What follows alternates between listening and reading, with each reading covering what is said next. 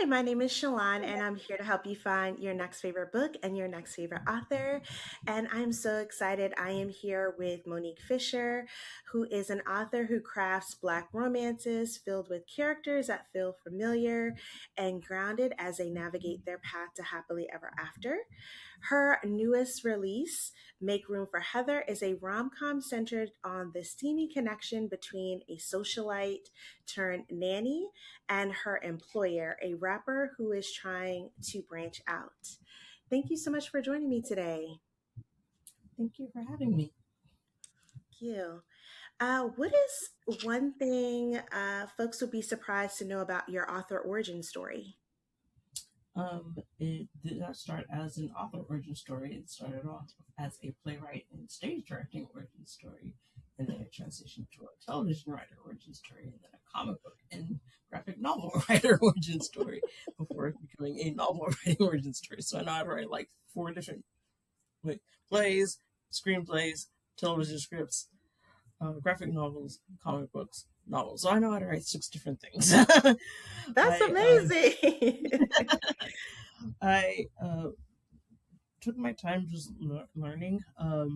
Honestly, I did want to become a playwright. I did want to win a Tony and all that stuff. Mm, And then I went to wanting to write for television, and I learned a lot. I don't regret any of it because now I know how to write on these different mediums, and it's also lended itself to me being a novel writer. Um, Most of my writing education has been image based, whether it's people on stage, people on camera, characters, and panels. So mhm. I think, in terms of novel writing, a lot of it has the, a lot of the influence comes from theater, and a lot of the influence comes from TV, and a lot of the influence comes from uh, graphic novels and comic books as well. So it's been a interesting journey that where I jumped around from one thing to another, but I like where I'm at, and I like the control that I have when it comes to coming up with the stories and coming up with characters and just being able to express um, my artistic inclinations in my own way. Is there certain stories that you think lend itself better to playwriting versus novel writing or graphic novel writing?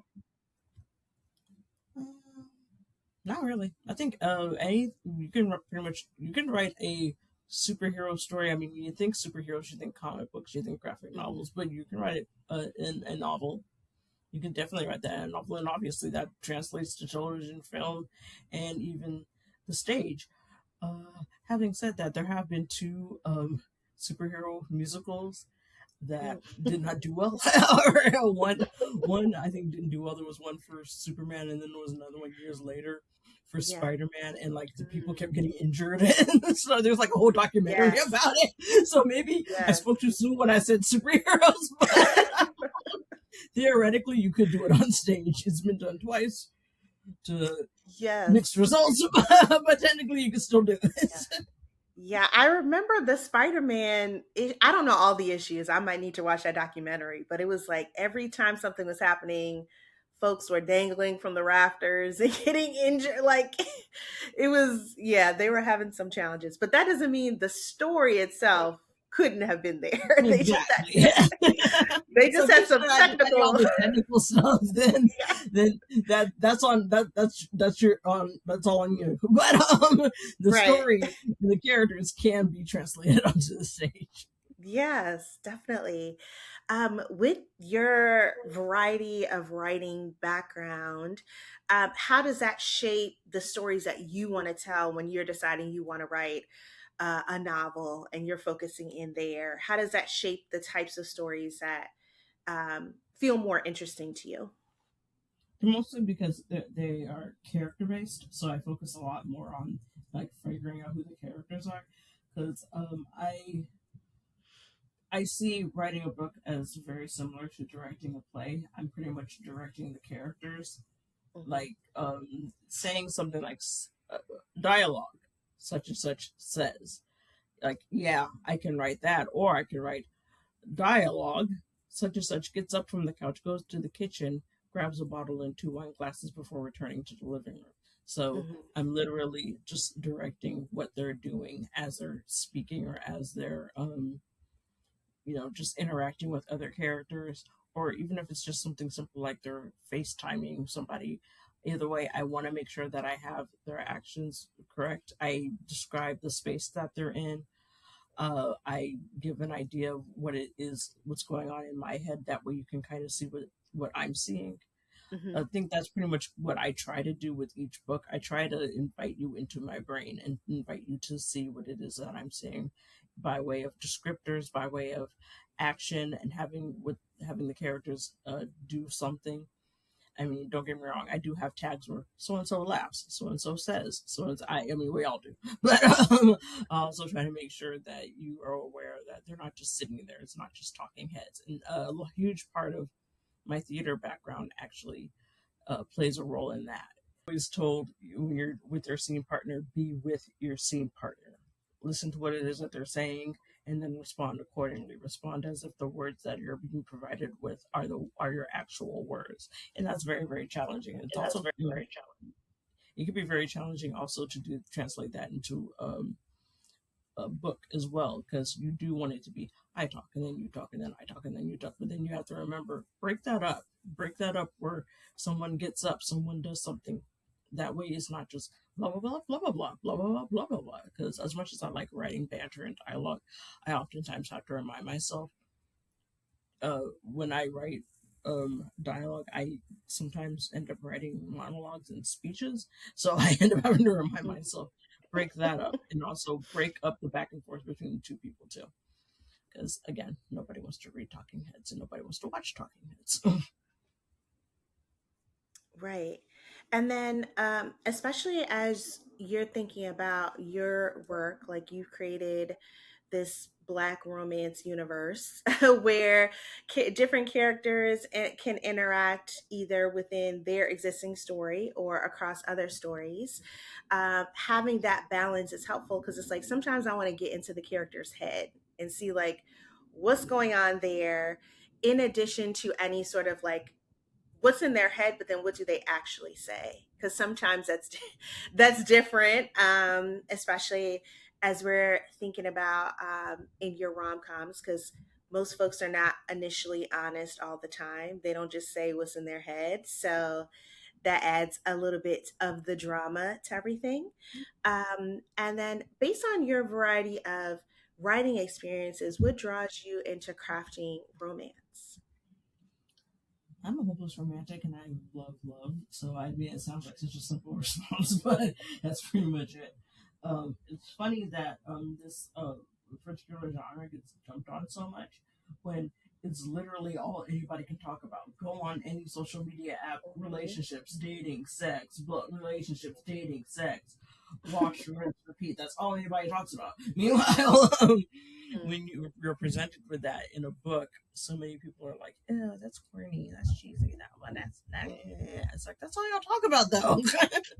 So I just find that really interesting that the dynamic that people have or their relationships, the idea of the genre, whether they say it's unrealistic or it's cheesy and corny, but that's all they can manage to talk about. Well, Yes. the world's exploding, but that's all y'all can manage to talk about.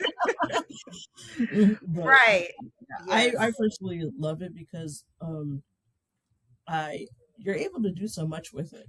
And people will say stuff like, "Oh, but the HEA that's stifling because you already know how it's going to end." It's like, yeah, but you don't know how it's going to end. You don't know how they're going to Right. get to that point, and that's the fun part. Hmm. It's Yeah, if that's it's that's something. what. I'm sorry. Oh no, I was just gonna say that's what just makes things interesting because at least you're like guaranteed to have a happy ending. So that's like nice going into it. But depending on how much drama or hijinks or things are going on, it's not a linear path at all. Exactly. It's I personally like the idea of that. I like the idea of oh, I get thrown back and forth throughout the entire story, but when it's time to land the plane, everything's the turbulence is all over. Everything is fine. So Hmm. yeah, I like the idea of that. I like the idea that you never know what's going to happen throughout the story, but you do know that you're going to get your catharsis when it's over. Hmm. Definitely. Can you tell me a little bit about your path to like actually publishing your novel writing, from theater writing, playwriting, graphic novels? What was the path to like publishing your romances? Following people. A lot of folks don't really seem to realize that just how important that is. So let me just make this abundantly clear. Find people who are in the Black romance space, and Mm-hmm. then follow them, and then follow who they follow, and then ask Mm-hmm. questions. I found word makers. I'm not even, I don't even remember how I found it, but that's how long ago it was. And then I joined word makers, and that's how I met Mika James and Carmen Lee and Mia Heiselman. These are now people who are friends of mine. Rayshawn Love. These are people that I frequently collaborate with and work with. Mia did the cover for Make Room for Heather. Mm-hmm. Rayshawn uh, helped me with editing and beta reading. Um, find your group. When you find your group and when you find your people, it makes the journey that much easier, Mm-hmm. because this is not an easy journey, period. But it does make it a lot less challenging, I should say, because Mm-hmm. once you find people who are really cool to work with and really great to work with, I like working with some of the same people. Do I want to work with different people eventually? Sure. But for now, if it ain't broke, don't fix it. So that's how my journey started. I just followed the right people. I asked questions when I didn't understand something. I went on Amazon. I looked up what KDP was. I was like, oh, okay, cool. I can actually make royalties while doing things like this. I can actually make royalties while writing in the next thing. And I Mm-hmm. was also given advice in terms of stay off of Goodreads, don't read your reviews. It'll take the wind out of your sails. Don't do that. Um, and if you accidentally do run into a bad review, we all get them. It's fine. Don't worry about it. You don't worry about people who don't like your work. Focus on the people who do like your work. Focus on the people who haven't seen your work yet. So yeah, that's my biggest piece of advice: is find your people. Mm-hmm. Because even though we technically write in isolation, we write by ourselves, when it comes time to releasing it, you're going to want to collaborate and you're going to want to be open minded. Don't be married to a particular idea, because somebody might come up with an idea that's even better. You want to do whatever you can in order to serve the work. The work that you want to release is something that's going to get people's attention, that they're going to enjoy, and that they're going to like and recommend. I personally write books that I would want to read in the hopes that there's other people that like me that will want to read joyful, funny, sexy Black romance. So that's what I write.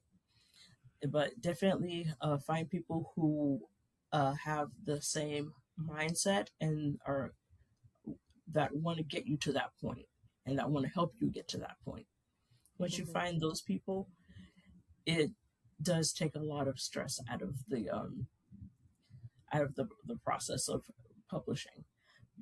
Once you find people who actually do want you to succeed and who want to see you do well and who are more than happy to work with you, it's priceless. I there's no other way for me to describe it. Once you find that, hold on to it. Yeah. And it's also, especially if you're starting something new, having folks that have experience and are more than willing to share and help like guide you through what to expect, like you said about reviews or just publishing the book through however, whatever means you're using to publish, is incredibly important, because trying to have to figure out everything on your own is stressful. So so if there's folks who are more than willing to share their expertise, that makes it even an easier transition. It's still going to be bumps, but it's definitely an easier transition. And then with your work, you have a few different rom-com universes within your catalog. And we're going to be chatting about the Decadence series today. So, specifically, Make Room for Heather. So, that is book two. And though, for those that may not be familiar, this book is centered on Heather. So, if you read Shia Batty, she pops up there, but we get more insight on who Heather is as a socialite, and her willingness to test her family's black cards, all the all the funds to live the life she wants, and who doesn't want that? But her parents have had enough, and they're like, "We actually need you to try to be responsible," and they cut her off, so she has to find a job. She finds a job being a nanny, and then that's how she gets in the path of Julius, who's a rapper. He has three daughters he's taking care of, and he's trying to transition into something else. And but they have an attraction and a pull right from the beginning. So obviously that's complicated because he's her employer, and things get a little messy as they make their path to happily ever after. How did you want to approach Heather and Julius's story? And were you initially thinking this was going to be Heather's journey from Shia Batty, or was this? Talk to me a little bit about like the path to her story. I got the idea for her story while writing Shia Batty. I originally was going to have Izzy be the one who's cut off, but then I thought about it and I was like, well, she Mm-hmm. stands to inherit her family's business. That doesn't make sense for her to be cut off. So her conflict needs to be something else. And I know that I wanted, the misogyny that Black women experience. I am always so bad at pronouncing the word. so, Yeah, is it misogynoir? Is that yeah, how you say it? massage noir. Mm-hmm. Misogynoir, yeah. Mm-hmm. I know I wanted to tap into that, so then I decided, oh well, you know what? Maybe she is a bit too much of a party girl. Maybe she's a bit too she's seen a bit too much, and now they think that that's not a good fit for her family business. So, but I do still like the idea of being cut off. Let me use that for something else. So, I like watching video essays on YouTube. It's hard to find good ones now because now everybody, instead of finding people who are experts in their field, everybody just kind of has a mic now and they just kind of like talk. So it Mm-hmm. kind of becomes really challenging to find ones that I enjoy, but I do enjoy the ones that are centered around pop culture. And I actually was watching a video essay about the nanny, and then that's when it hit me. Heather gets cut off and she becomes a nanny. And then I thought, oh, you know what? I need to mention something like that in the previous book. I'm literally writing Shia Batty when I come up with this idea.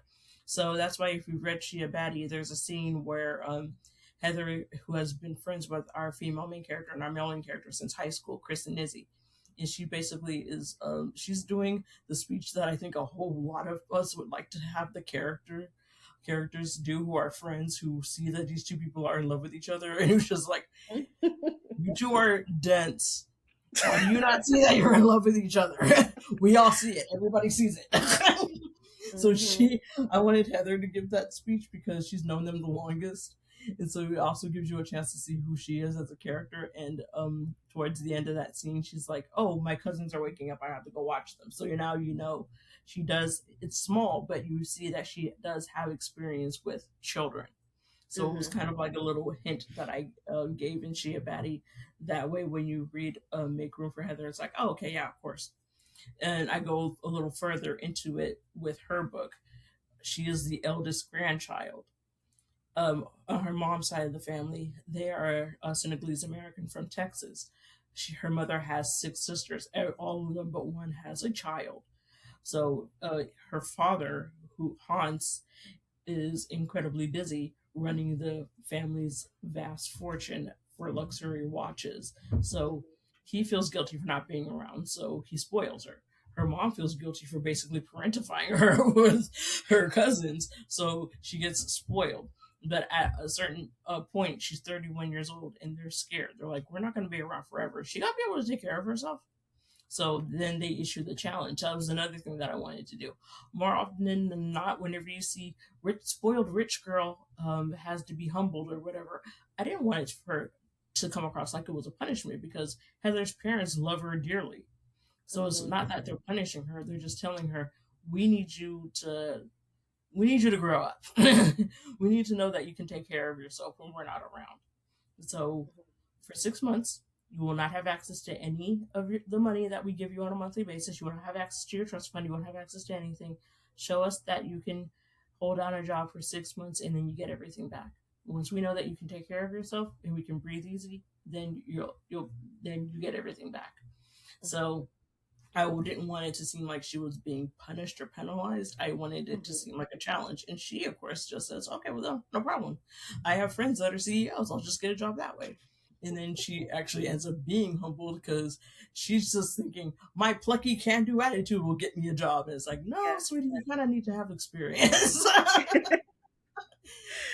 Yeah, and it's so funny where she's going around town with this resume that just has her name on it. Yeah. I, it's her high school, college, and then work experience. It literally says none. Right. She's And like, I yeah, love this that should be she's enough. This is sufficient. Let's go. so Uh, she just goes to Chris and is like, "Hey, we're friends. We know each other since high school. Give me a job." right. No, but I thought her character was just so fun, especially in Make Room for Heather, because you get to see more dimensions of her because she could easily be someone you may not like just because it's like, okay, here's this extremely wealthy girl, very privileged girl, and she's running around town trying to get jobs, but she also has a very big heart. She's also like really there to help like support and provide love to those around her, which is great to see. Because she definitely was like Hillary Banks esque in some No, ways. she That's no, the way that I'll put she's it. like she's Not Hillary Clinton. She's she's so very Hillary. intelligent. Like she's very intelligent. She's very caring. Like she's not self-centered in that way, but just being like a privileged black woman, which is not the typical, the norm, and being able to navigate spaces in a much different way than other people are.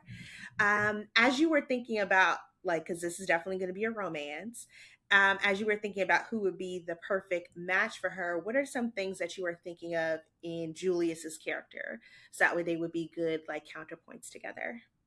One of the things that I was thinking about was um, Heather has a very, very privileged, soft life, but she doesn't take it for granted. That's what makes her Mm, have such a big heart. Is that she does not take.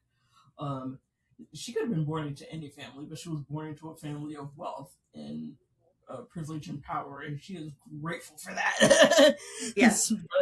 And that, I think that's the reason why she makes such a perfect counterpoint to Julius, because he had to work hard from the age of 17. He's 32 in the book, so he's literally been a rapper and been famous since he was a teenager, and he had to work hard for that. Meanwhile, she didn't have to do anything. She's actually worth more money than him. So that also kind of takes away from like the power dynamic of. I wanted to play with that too, because even though he is her boss, she is in charge. But the fact is, they work so well for each other because even you don't actually see the character of Hunter, but you saw him in Shia Batty, and you met Michaela in Shia Batty. Hmm.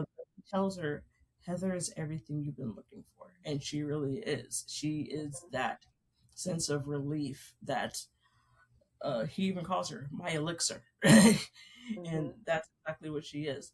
I love the books where the man is there to make the woman feel safe, but I also like examining and also like taking what's expected and subverting it. So he clearly needed help. He's clearly drowning. He is mentally, emotionally, physically. He needs help. And Heather's like, "Hey, I'm here to help you."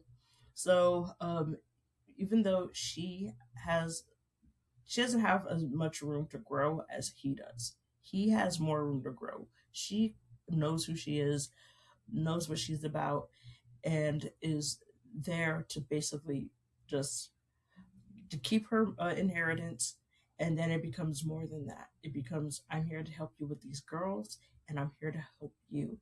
Within like less than a week of her working there, she's able to figure out this woman is literally running everything, and this isn't even her home. Aunt Lori, of course, Mhm. and Mhm. Heather's able to like just figure this out just based purely on her own background. She knows what it's like to have a father who works a lot, who's not always around, and Mhm. she knows what it's like to have family members who try to take advantage of, another family member. Because she even points to how that happened to her dad. Mhm. So she knows what all of this feels like, and so she's able to take her own experience and then help this family out. And even though it shows that even though she doesn't have the experience on her resume, her life experience is what made her perfect for this job. And it also is what makes her perfect for Julius, because she knows how to take care of him, not Mhm. just from an emotional and mental standpoint, but also from obviously a sexual woman as well. Mhm. Yes, because like you mentioned, she takes control, and she takes control like in a variety of ways in their relationship. Like they are like pretty much instantly attracted to each other, and they indulge in that interaction. And then if you read the book, you'll see what happens and how that shapes their relationship. But I would love to know, when you were thinking about crafting them as like romantic interests, what are some things that you wanted to make sure were true for Heather and Julius that were different going into Izzy and Chris, like we talked about in book one, for Shia Batty? Yeah, Izzy and Chris have known each other since high school. Meanwhile, Heather has known Julius from afar by being a fan. When you're a fan, you know the person through their art and through their music, but you don't actually know them as an individual. That's why Mhm. I thought it was really important when I introduced Julius. He's doing that talk show, and he says, "Yeah, the person on stage is me, but it's also a persona. I'm Mhm. also a dad. I'm also a son and slash nephew. I'm also a multitude of other things as well. And I'm getting ready to become an actor." So he's basically telling you who he is and telling you that a lot of these things do help shape him into the man that he is. But overall, first and foremost, he is a father. He is Maisha, Achille, and Lulu's dad. So, and that's the most important job to him. And with Heather, she can see how important those girls are to him, and they're important to her as well. So a lot of their relationship, romantically, it also kind of just like centers around making sure that these kids are okay, Mhm. because she memorizes that binder. Mhm. She carries it with her everywhere she goes. She doesn't want to half step this job because she knows how important it is. Trust Mhm. is a huge theme throughout this entire book, and I think that also plays. I mean, it definitely plays a huge role in their romantic relationship. But he sees this is a person I can trust to be there for my kids. This is a person I can trust to be there for me. So that helps him open himself up more. I mean, he hasn't really been in a romantic relationship since his marriage. Has he had sex since the marriage? Of course. Mhm. He's a famous rapper. Of course he has. But he hasn't been in a romantic relationship since then. And I feel like all this stuff kind of plays on each other. Like that's the reason why Aunt Lori is distrustful of Heather, because she can see what's going on between the two of them, and she Mhm. doesn't want to lose her hold that she has on Julius, and she knows that Heather's presence will make her lose it. Same thing with her son. He's basically like, there's. It's not a coincidence that Lori and Corey's name rhyme. This woman literally just kind of lives Yeah. vicariously through her children, but in a different way with each kid, and it Mhm. ultimately leads to these two kids who, on the outside, get along, but on the inside there is resentment and jealousy and competition there. And Mhm. she implanted it in there. Either whether she did it on purpose or whether she did it on accident depends on how you interpret it. Mhm. But for the most part, yeah, the romance between Heather and Julius is. I wanted to show that it's not just it's not just the two of them that makes it stronger. It's their relationship to these kids, their relationship to the other people who live in this house. The fact that she's willing to be the new person in this household and stand up and say, this is not okay. Mhm. The way these people are treating you is not okay. Your kids, and the fact that the kids are like, or she seems like she actually cares about us. Do you think you could talk to him for us? Mhm. So even they see it. And it happens fairly quickly, but it happens fairly quickly for a reason. It's because Heather has that background, so she's able to recognize these people are taking advantage of you. These people need you more. Mhm. These three girls, I was them once upon a time. I understand how they feel. Your other family members, I have family members like that too. I get what they're doing. I can see right through them. I Mhm. need you to see this too. And like she even comes right out and says to him, um, you're a bit of a people pleaser. And nobody wants to hear Yes. that. Nobody, people, we want people to be honest with us, but nobody really wants to hear the truth. Mhm. And she is not that she doesn't care, it's that she actually really does care, which is why she's willing to actually just come right out and tell him, you need to put your foot down. You need to say something. You need to do something. These girls are suffering because of it. So her love for him, it comes out in a multitude of different ways. Yes, it's expressed physically. Yes, it's expressed sexually. Yes, they have fun in the recording studio, but she also but she tells him what he needs to hear. Mhm. you know, the other people, they're like, you're the Emperor Jules, you're this, you're that, you're getting in your head, you need to do this, you need to do that. They're telling him what he wants to hear. She's telling him what he needs to hear. So Mhm. that's how she's also expressing her love to him. Letting him know these people love you and you love them, and I get that, but their presence is not healthy. Mhm. It's not healthy for you. It's not healthy for these girls. So I'm And it's sorry, go on. also a play on like what you were saying with like the power dynamics, because if this was like a more traditional nanny romance, the nanny would not be saying these things because they're worrying about like keeping their job, or there's like a different power imbalance that is happening there, as opposed to Heather's like, I don't need this job, I'm just doing this because my parents said I had to, so I'm going to do what they say, and like, try to be a little bit more responsible in the future. But like, she doesn't feel at any point that she needs to limit anything that she is doing or saying, because she has like that solid foundation, which is incredibly helpful for Julius, so that way he can see what that looks like. Like, there's people who can still care about you, but still tell you the truth, but then also listen to what you're saying, and then see what can we do to work together in order to like work together and in a way that works for everyone, as opposed to Aunt Lori or Corey, like, we're trying to exert our will on you.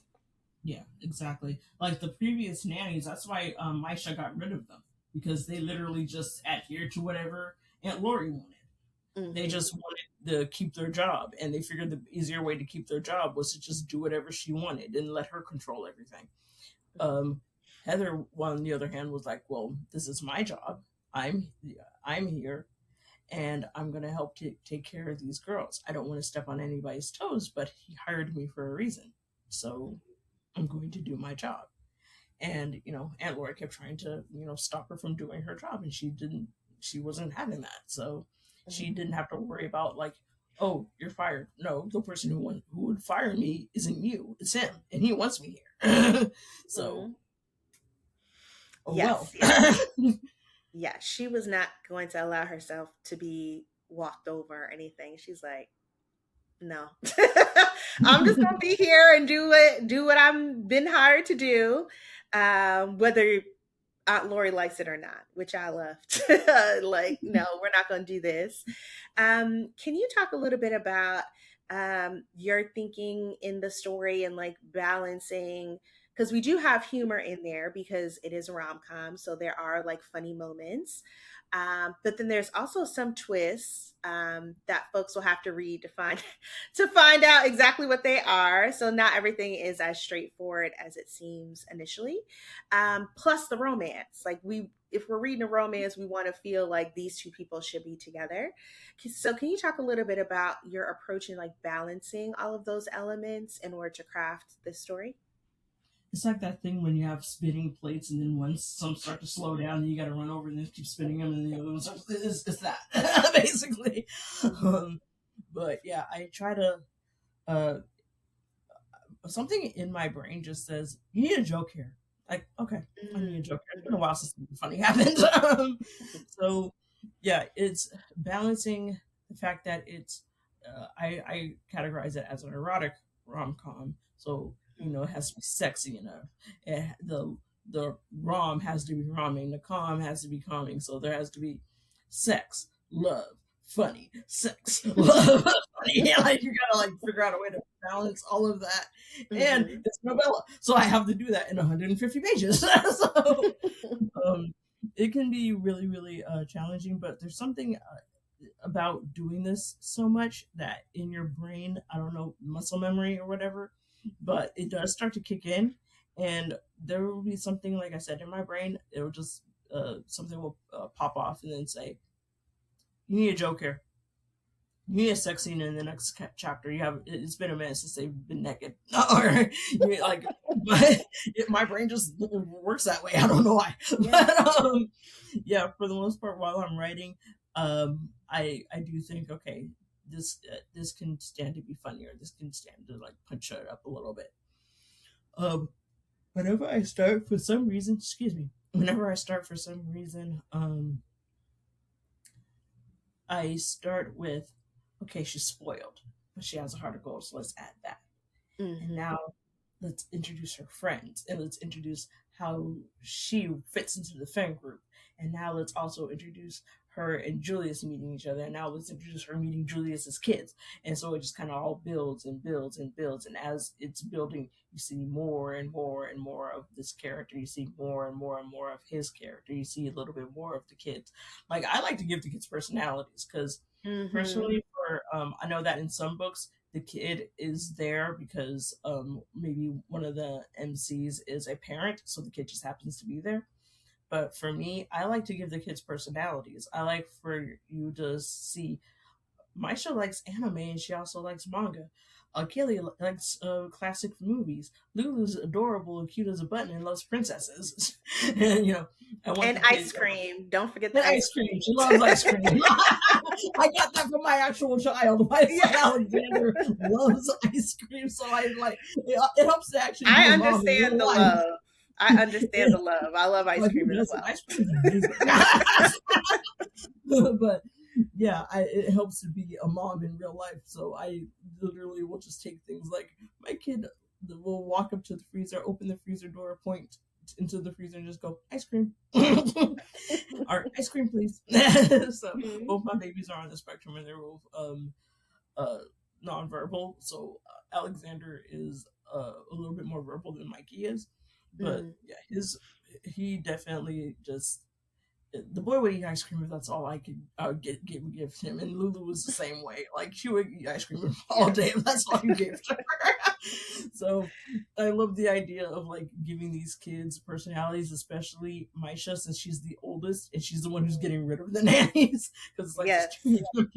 there's too many people in this house, and I love the fact that it didn't take Heather long to figure out that's why, that's what's going on. And I loved writing that scene where she just um we're gonna have breakfast, then we're gonna have a fashion show, then we're gonna have lunch, then we're gonna have dinner, and then she's telling um Julius, yeah, so this is the day that I planned for the girls, and he's just like, that sounds very expensive. She goes, yeah, it is, but you want them to have fun, don't you? It's like Right. she didn't stray What away do you from who want them she to was. do? Yeah, like Heather didn't stray from who she is. Who she is fundamentally is a person who likes to spend other people's money, and Yes. that did not change. So, um, and the fact that she finds like kindred spirits with these girls because they're daddy's girls just like her, and Mhm. essentially she uses that as a way, as an opening in order to get to know them better and in order for them to trust her. She's Mhm. like, hey, look, I'm just like you. My daddy does whatever I want to. And so, how about I do something for y'all that you guys are going to enjoy? You all can have some fun. You're not having an adult who's either too busy working, in the case of their father, or who's just barking orders at you, in the case of Aunt Mhm. Lori. How about I approach this as an adult who is going to have fun with you? Mhm. I'm responsible for you, and I want to make sure that you're safe, but I also want to make sure that you trust me. That's the important part. And that to me is the most important part. So Mhm. how about it? And then the girls are pretty much just like, um, uh, okay, because they did not see that coming. They didn't realize that there was somebody who was actually gonna, you know, they know that their father loves them, but there's a difference between just loving your kid and your kid knowing that my parent has my back. And I think that was part of the reason why it upset Julius to for Heather to say, "Hey, this is how the girls feel," because he was struck with the truth that my babies don't think I have their back, and that Mhm. hurts. Mhm. So yeah, there's like so many different layers, and trying to find all those layers and then add humor, sexiness, romance, and everything into all of that while also telling a full and complete story and doing it in a condensed way as a novella, very much challenging, but also a lot of fun. Mhm. And we also have to talk about the cover art for this story. It is so good, and it probably took me Shout out to looking. Mia Heinzelman. Yes, yeah, it probably took me looking at it 3 times where I was like, "Hold on a second, hold on, what's happening over in this corner here?" On the in the cover art. So, and it matches the story. So, for those that haven't seen it, definitely look at it closely because there's nuggets of the story that are in the cover art. So, I love uh, that's one of the things I yeah. love about working with artists. I love illustrated covers. I know it's not always everybody else's jam, but that's part of Mhm. my, again, part of my upbringing. Um, Part of my upbringing as a writer. Comic books. I love working with artists because I love the idea of a picture being able to tell a story, an illustration being able to tell a story. And of course, that's literally what comic books do. That's literally what graphic novels do. And I'm a big, gigantic comic book nerd. So I want my, I approach the cover art, I think of it in the same terms, like how a panel can tell a story, but I also think of it in terms of movie posters. Movie posters tell you a lot about the story before you actually even see a preview. Mhm. So now the new movie that everybody's going losing their minds over. Like I want to see the poster. I've seen them for the preview for Wicker, the Wicker Man. I want to As see what soon it as you started looks talking, I was like, I bet you it's that man. I bet it's that Yes, man. yeah, Yes. because that's all everybody's talking about right now. And like imagery does a huge heavy lifting. Like there's a reason why people say when you want to be an author, the two things that are going to be your biggest expense are your cover and your editing. Hmm. There's a reason the cover I for me the cover gets people's attention and I hope my words keep their attention. Hmm. So yeah, I definitely want the cover to basically say these two people are fucking. In a very particular dynamic, though, not Yeah. just because it could have been different arrangements, but it wasn't on purpose. Yeah, I immediately like I see the cover in my head and then when I describe it to an artist, that's the fun part for me. Mm-hmm. That's one of the reasons why there aside from the ethical implications and the environmental implications, that's one of the reasons why I don't dig AI, because to me I feel like you're cheating yourself because you are sending Mia or Lenny Kaufman or whoever. This is what I want the cover to look like. This is how I want them to be situated. In the background, I want this. In the foreground, I want this. I want Heather to be winking at us because, she. The story is about her. Her name is in the title. She Hmm. is our main character. Now, while we think of the main character as being the one who ends up having the most growth, I want to switch that and I want to make it so that it's actually the male main character who has the most growth.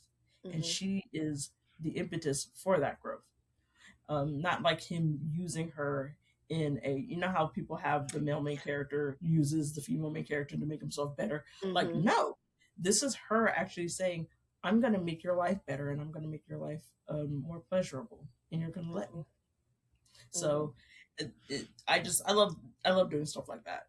And I love giving you like a little tiny morsel of a hint in the cover, so you have to actually look at it and pay attention to what it is that the people are to what it is that, oh god, I'm talking so fast my brain is not functioning. But I want you to be able to see the cover and understand the chemistry and the dynamic between the two people right before you actually read about it. Mm-hmm. That's what I was trying to say. Yeah. Yes, and you definitely do. So, and I love the cover. It's just so good. And it's also a good compliment to Shia Batty, even though it's a different styling. They go Mhm. together really well as being a series too. So I know that's something you probably also thought of like them separately, but Yeah, then 'cause the together. original designer couldn't do it, and then I just thought, okay, whose art kind of looks similar, or would work with this? And then I immediately thought of Mia, and I texted her and I said, "My cover artist dropped out. I need your help." Yeah, she delivered. And she's amazing. Yes, yeah, she is, and she did an amazing job on the cover. Are there any plans to continue the series? There's like a nugget in Shia Batty about um, Freddie. another pairing in the friend group. Any thoughts Yeah. on continuing the series? Well, I mentioned this in From Page to Picture. I am a heterosexual woman, and these are two men. These are two gay Mm. men. I do have an idea, but I don't. I want to go further. I don't want to just have a sensitivity reader. I would like to have a gay man co-write this with me. Oh, okay, that So would be great. Yeah. yeah. So because at the same time, I want to tell Freddie and Artie's story because I have a really great idea. Mm. I'm also like, I don't want to step on any toes and I don't want to offend anybody. So Mm, that's why I mhm, think using sensitivity readers is incredibly important. I used the sensitivity reader for this book. I used it for Shea Batty. I used it for a lot of my books. I think only like maybe two of my books don't really call for it. But uh, I like having characters that you probably wouldn't think. Like in my debut novel, the FMC's best friend is a black trans woman. So I had a black trans woman be a sensitivity reader and tell me, you know what, I am a cis woman. And I know that there's a lot about the trans community that I don't know, that I'm ignorant about. Please let me know if I did something or if I put something in here that might be deemed offensive, and if so, let me know how I can fix it. And she actually even said, she goes, "There's some things that we're gonna tweak, we're gonna change." She goes, "Don't." She goes, "Go ahead, and please listen to me." And I said, "Oh, no, go ahead, tell me," mhm, because she was actually pleasantly surprised that I didn't give her pushback. I think that also comes back to my background, mhm, theater. Um, when I first majored in theater, a lot of people would make jokes to my mom, like, "What kind of a job could she get with a theater degree?" Like, you all seem to be not focusing. You're focusing so much on money and everything, but you're not focusing on skill. What you mm, should be asking is, what skills is she going to acquire with a theater degree? Glad you mhm, asked. Collaboration. You don't no one person puts on a play.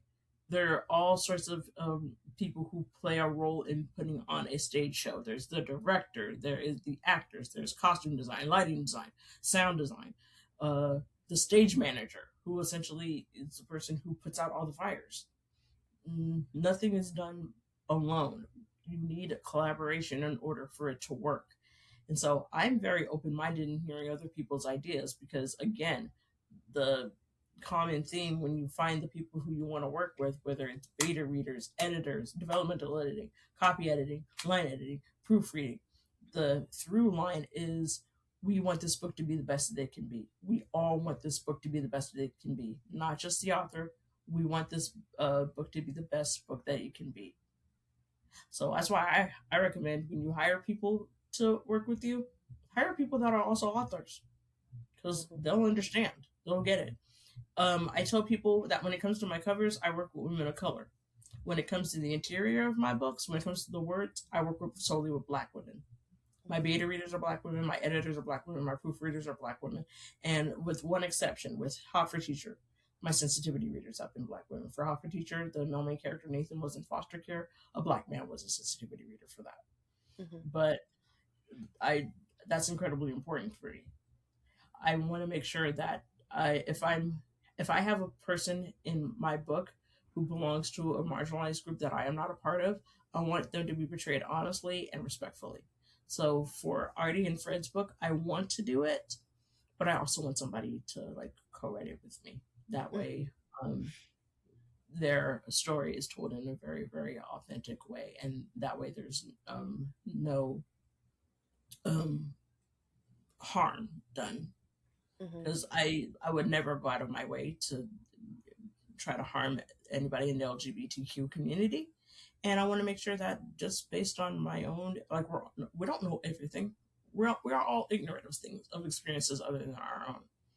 And the last thing I want to do is to accidentally have that ignorance harm somebody. So Mhm. yeah, I want to write their story, but I want to do it right. I want to do right by them. Yes, no, that makes a lot of sense. And I hope you find someone that is a good collaborator because I would love to see their story because you get the. Smith, what are you doing? Yes, because I see like the little tidbits that are placed in there. So I would love to just have a book just dedicated to them. But I think, like you said, it's so important to have others with lived experience be able to share feedback or figure out a way to help and support you in telling the story as authentically as possible. Because there are a lot of things, if that is not your experience, you do not know. You are from an outsider perspective. So I definitely hope you can find a co-writer. I don't know when that will happen or who that will be, but I would love to read their story.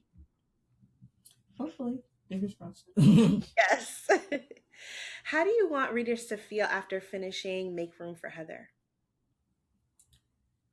Relief. Feel relief.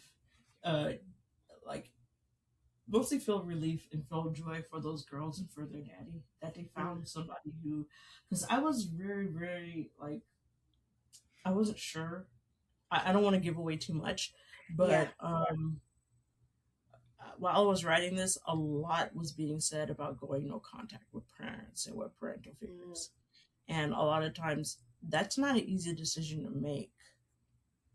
Yeah, regardless to how harsh or how hard or how tough or how even outright abusive a parent may be, you're still a kid. Even as an adult, you're still a kid who wants to make mommy and daddy proud. mhm, So, Julius even says it in the book with his in terms of his people pleasing. When he is seeing a therapist for it, and he even got a divorce to show how much progress he has made. But with Aunt Lori, it's different.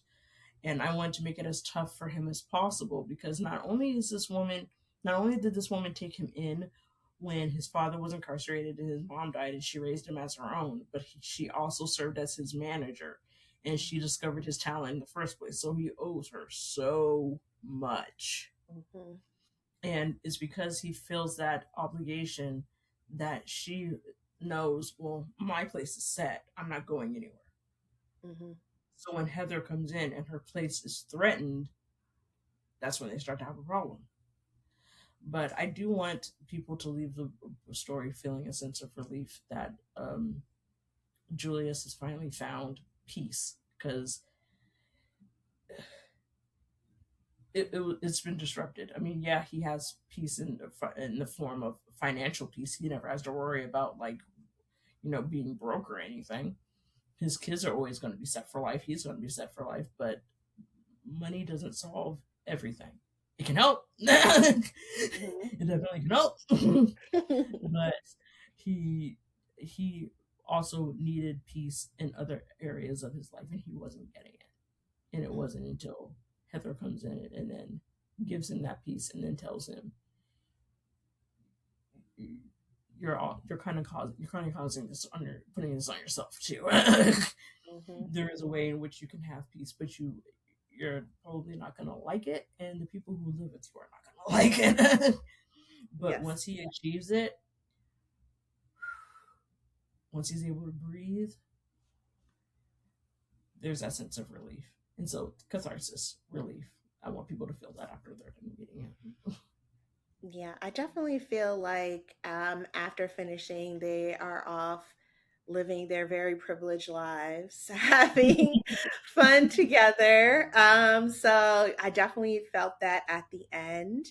And them being able to come together in the way they do at the end was also really, really fun to read. So I definitely am excited for more folks to read it. And then if they haven't read the Decadent series, definitely reading She a Baddie so you can meet Izzy and Chris and get context on their story too. If you're thinking about your just like your work holistically and you overheard a reader raving about your work and was like trying to tell folks like you definitely need to be reading Monique Fisher, what three words would you want to hear them say? They've actually, I feel like I've actually had this happen. Let me see if I can figure it out. I've had people like DM me, and I've had people say stuff like, "Oh, I love this book. You should read it. It's so good." And that always feels good. That's just always amazing. I'm one of those authors where if you want to DM me and tell me how much you like my work, I'm more than happy to hear it. Yes. I know some people are like, "I don't want to hear it either way." I'm like, if you liked what I did, I definitely want to hear it. Yes. But joy, safe, and I don't know. I want not just the women in the book, but I want the men in the book to feel safe too around. I want everybody to feel safe. That's like a Hmm. huge thing for me. Is safety and trust is important no matter what book I'm writing. It was just incredibly important with this one because it does have BDSM in it, and that's incredibly important. Um, but yeah, safety is something that I try to strive for. Um, love, I mean, that's just so simple though. But that it's such a simple word, but it carries so much weight. So I Hmm. want people to feel love, to feel safe, and to feel joy.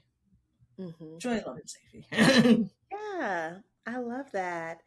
And are there any thoughts about any areas you would like to explore next as far as different tropes you haven't tried yet, or any other romance subgenres, or anything outside of romance?